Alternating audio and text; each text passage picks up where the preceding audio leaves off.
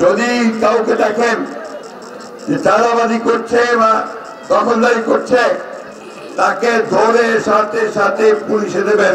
একটা কথা শুধু বলতে চাই, যে কথা এখানে আপনি সৃষ্টি, যে আমরা দীর্ঘ 15-16 বছর লড়াই করেছি, তাই না? হাসিনার বিরুদ্ধে লড়াই করেছি তো। আপনাদের এখানে খুব কম লোক আছে যার বিরুদ্ধে মামলা হয় নাই, হয়েছে না?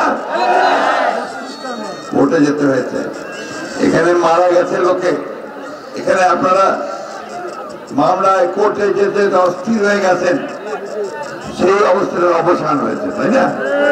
কিন্তু এটা এই অবসানটা, এই সময়টাকে আমাদের ধরে রাখতে হবে। যদি আমরা একটা ভালো নির্বাচন করতে পারি, সেই নির্বাচনের মধ্যে জনগণের প্রতিনিধিকে নিয়ে আসতে পারি, তাহলে আমাদের সমস্যার কিছু সমাধান হবে।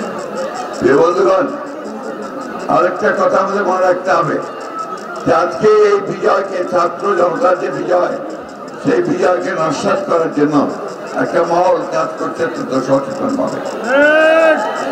আমাদের মধ্যে আবার বিভেদ সৃষ্টি করার চেষ্টা করছে। আমাদের কিছু কিছু লোকের নামে বিভিন্ন রকম কথা বলে পত্র পত্রিকায় বিএনপির ভাবমূর্তি নষ্ট করার চেষ্টা করছে। এইখান থেকে সবাই বিরত থাকবেন।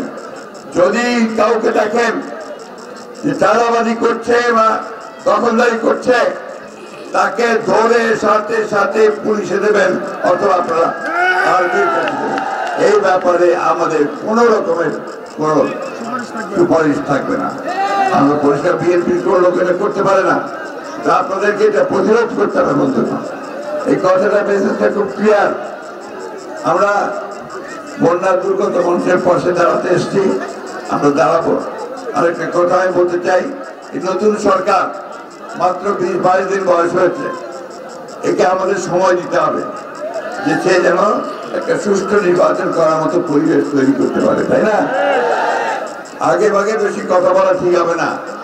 সমস্ত রাজনৈতিক দলগুলোর সঙ্গে আলোচনা করে আমরা গিয়েছিলাম, আমরা বলেছি যে আলোচনা করে বসে সকলে যা চায় মানুষ, সেইভাবে একটা নির্বাচনের ব্যবস্থা করতে হবে।